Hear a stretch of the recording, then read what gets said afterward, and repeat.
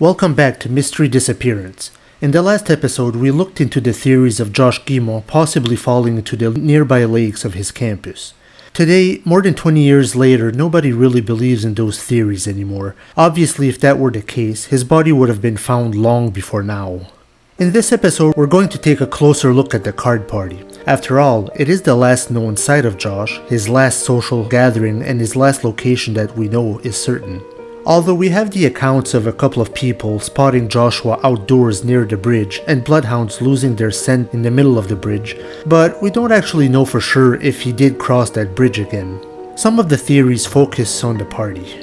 If you remember, Josh and his best friend Nick were invited by Katie to hang out at the girls' dorm in the evening of Saturday, November 9th, 2002. Josh had declined the offer. He had been invited at a card party at his friend Nate Slinkard's dorm, a 3 to 5 minute walk from Josh's own dorm. So by 11 p.m. on Saturday night, November 9th, Josh was with two of his friends, Alex and Greg. Josh's last badge entry into his dorm was at 11:06 p.m., but we presume that a few minutes after that, Josh and his friends walked towards Nate's dorm. They crossed the bridge, of course, and arrived sometime between 11:15 and 11:30 p.m. According to various accounts, the party was a gathering of about 10 people. Now, this number seems to change at different times. I've seen 9, I've seen a dozen, but let's just say for now that 10 is the number of attendees at this party. Josh was friends with Nate and supposedly knew him well. The other students at the party seemed to be either acquaintances of Josh or people who didn't know him well. So this didn't seem to be Josh's usual circle of friends, except for Nate and Alex and Greg, who Josh came with. They were playing Texas Hold'em. Seemed like your typical small gathering of university students, playing cards, probably having some beers, etc. On Unsolved Mysteries, ex-girlfriend Katie recalls questioning some of the attendees after the fact, and Josh seemed to be his usual self, joking around, playing cards, etc. Nothing to indicate something was wrong. After Josh's disappearance, there were questions as to what could have happened at that party, which is normal when you retrace a person's steps like this. Obviously, you want to hear what the last people who saw him would say. So, could something have happened to Josh at this party? Did this gathering of friends and acquaintances cover something up?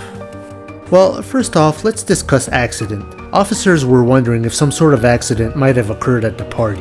What accident could have killed a university student at a gathering like this? Apparently Josh had been drinking beer during this evening, but friends recount Josh having drank approximately 10 beers within a 6-hour period. If it's not your first time drinking beer, this amount isn't excessive. Josh could have been feeling good, but probably not have lost his sharp wit or faculties. One thing that popped into my head was if someone at the party dared Josh to take like shots of vodka or something, then Josh passed out and died somehow, like alcohol poisoning or whatever. Then the group, embarrassed that this happened and afraid of legal repercussions, tried to cover it up. That's pure speculation on my behalf though, and no, I don't believe that's what happened. So let's say it wasn't an accident. Would this group of late teens, early 20s students want to cause harm to Josh? And if so, what would be the motive? The students at the party were apparently interviewed 2.5 weeks after the disappearance.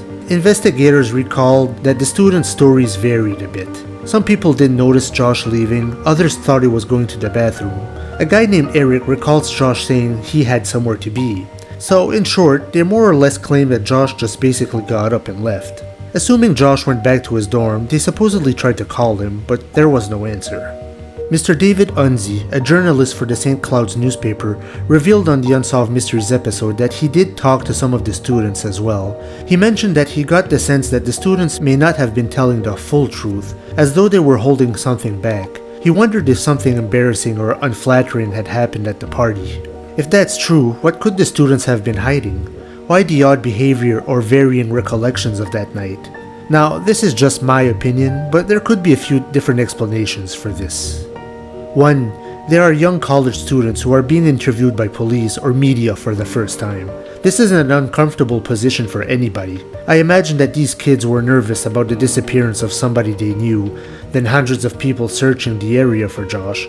The scale of it all is a bit intimidating, and being interviewed over something like this can be nerve-wracking. Nobody likes to be part of something this grim, even if they had nothing to do with it. So I can buy that these students didn't like this type of attention put on them.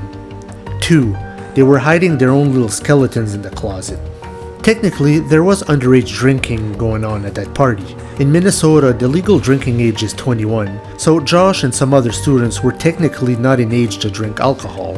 And of course, college students might be apprehensive about giving this type of information to investigators. If Josh did die somehow at that party, would these students cover it up rather than tell the truth? But there isn't just alcohol, there may have been other things going on at this party. Gambling. One question I have is if there was gambling going on at this party. I haven't seen that mentioned anywhere. They were playing Texas Hold'em, a great game to play with money. In Minnesota, the legal age for gambling is 18, at a casino or racetrack. So technically, a gathering of students like this playing for money would be considered a misdemeanor. Now, honestly, investigators are probably not going to be that concerned about students being 1 year too young to drink alcohol or a small gathering playing for a little money. They know these are young, ambitious, paying college students, so investigators don't want to slap them with charges unless absolutely necessary. Just like police usually don't care if you're doing a 53 on the road with 50 miles an hour speed limit.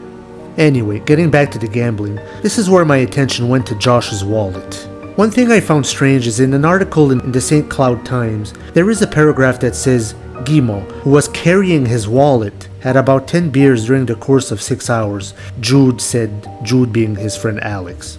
I think Josh's wallet could be a more significant clue than we realize. I find it strange that this was specifically mentioned in the newspaper, but Josh's wallet was found in his room when he disappeared. Now, did Josh carry his wallet on him all evening, but then he decided to go to Nate's dorm and leave his wallet behind? If there was gambling, Josh probably would have brought his wallet. Or did Josh in fact bring his wallet to the party and then he did make it back to his dorm that night? Something else I found strange is Josh's short time at the party. It sounds like he was there for just half an hour or so. Some people have told me that that's normal for college students. They kind of go from one place to another.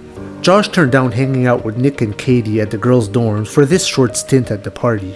Maybe Josh just gambled a couple of hands, lost his money, and didn't want to bet anymore. Or did he leave his wallet at home and was leaving the party to go get it, and then something happened to him? It is highly likely that Josh had other plans after the party, but that will be its own episode. I do think the wallet is a clue that will return in play later. This information probably wouldn't help find Josh, but we need every little piece we can get. Continuing on with the students' bad habits, there is of course recreational drugs. It's not unusual for students to experiment with different things, alcohol, drugs, etc. I'm sure that every college or university campus have their own little rings going on, but you wonder if those little rings are connected to some bigger rings, some bigger underground operations that are well protected by certain individuals. Could Josh have somehow messed with such a ring, which led to his disappearance? Of course, that's just speculation, and there is no evidence of this, but again, we're throwing theories surrounding the party. I did come across something that I hadn't seen or heard anywhere else. On the apmreports.org site, there are documents on certain letters sent by or to Brian Guimond. One is called Correspondence between Brian Guimond and Minnesota Attorney General Mike Hatch, 2005. This letter was issued by Brian and his attorney Jim Rothstein on February 17, 2005. At number 2, paragraph E, it states that Katie, along with Greg Warden, Alex Jude, and Nate Slinkard, came to confront Brian in a restaurant. One sentence states, when questioned about the narcotics business they had going on, they had nothing to say. It is apparent that they knew what I was talking about. The Attorney General responded with a letter on March 7, 2005, and here is how they responded to that statement. I quote, "You indicate that you confronted the students about using drugs and they had nothing to say about it. In all candor, it would be surprising if students did not react the way you describe. Street drugs and recreational drugs are known to be utilized on college campuses, and it would be surprising if any college students were willing to acknowledge that they had used drugs. I presume that you are inferring that these students somehow caused your son's death because they needed to cover up a phony identification card or that they had acquired drugs. Given the proliferation of phony identity cards on college campuses, it is difficult to speculate that any group of college students would want to retaliate against a student because of such circumstances. I haven't noticed this narcotics things mentioned anywhere else. It's possible that it has nothing to do with Josh. Maybe it was a planned scare tactic by Brian's lawyer to subdue the students into talking. Which brings us to our next subject, fake IDs. Fake IDs were found on Josh's computer. There was speculation as to whether Josh had some form of small fake ID operation on campus. Could Josh have gotten in way over his head with an operation that was taken seriously by some? Could Josh have gotten killed for this? But this fake ID ring was kind of debunked in the Simply Vanish podcast. Josh Newville was talking with Justin Thole, and they mentioned that only 4 or 5 fake IDs were found, none of which were Josh's. Mr. Newville also mentioned that the fakes were laughably bad, and probably could not have been seriously used. Maybe just to buy alcohol or to get into some bars. So, did Joshua really have some fake ID ring going on, or was he just fooling around with some program? See what the procedure of making a fake ID, or even a real one, is. It wasn't unusual to play around with programs like that at the time. So if you're wondering why I'm bringing up all these vices, it's mostly to brainstorm any possible scenarios involving Josh. Did Josh ruffle the wrong feathers? Was a coup planned against him at that card party? Well, I think there are too many pieces missing to that puzzle, even though Lieutenant Vic Weiss and David Unzi mentioned on Unsolved Mysteries that the students' responses were slightly odd, or that they felt they hadn't told everything they know. Lieutenant Vic Weiss also mentions that if some sort of foul play did happen at the party, it would be difficult for 10 young college students to keep a tight lip on it. 3 of these students were good friends of Josh's, and he didn't have any enemies as far as we know. Josh's mom, Lisa Cheney, also mentions that the kids at the party might know more than they say, so why aren't they talking? Could it be because they were hiding some bad habits and protecting their own interests rather than revealing the full truth? Are they keeping something bottled up even after 20 plus years?